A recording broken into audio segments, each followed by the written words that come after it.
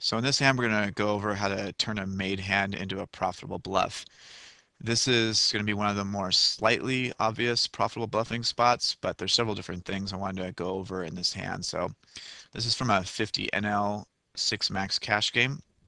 We have a limp from a fishy short stack player and a small raise from a slightly more competent but still fishy player. In this case, we had a little bit of a dynamic with this player. And so we go ahead and we 3-bet with 7-6 offsuit on the button. Now, a couple of different reasons why we're doing this. One, um, this guy was basically just calling or folding, not too worried about him shoving. And secondly, um, this guy was also calling with a wide range, even 3-bet pots, and there's dynamics going on there.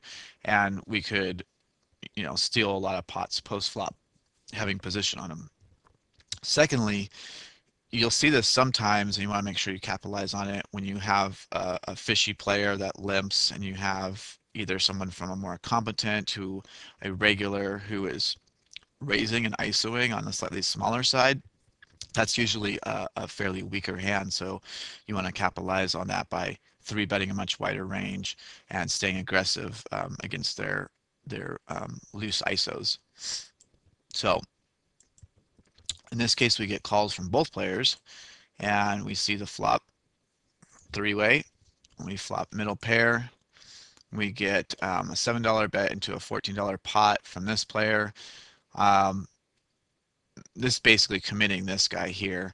Um, if he was a little bit larger, stack size, we might consider folding, but here if he shoves, there's really nothing. We're only committed to calling $1.50 more because this guy can't re-raise. So we go ahead and call because we're going to have a bunch of different options against this guy on later streets. This guy folds. Ace of clubs comes on the turn. He checks, and we're going to go ahead and check to go ahead and spike because yes, it's not too likely that he has a set or two pair or anything like that now, but we want to see now that we have kind of control that he's ceding control of the hand. We want to see what comes off in the river and what we can possibly do there, bluffing opportunities or what have you. So now we get fourth club on the board on the river.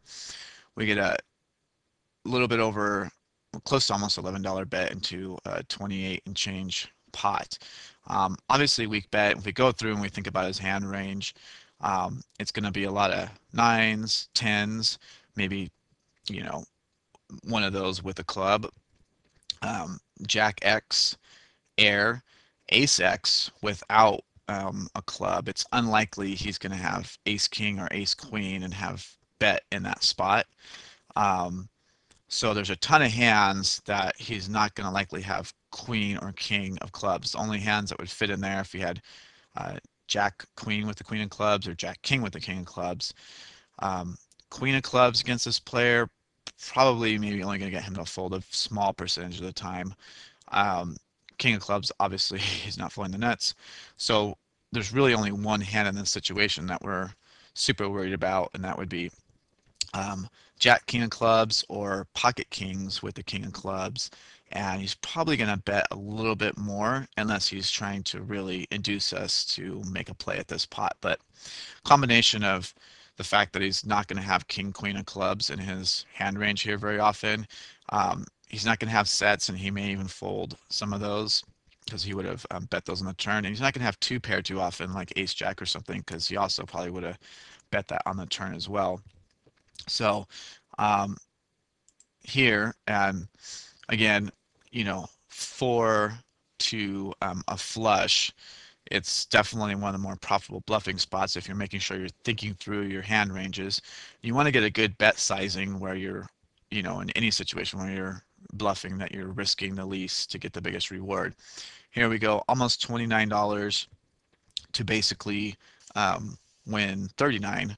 So we only need our opponent to fold about 43% of the time. Um, so 42 and change. So definitely a profitable bluff, also considering his hand range. And he does fold, and we do take down the pot. And you happen to have Jack 10 in this situation.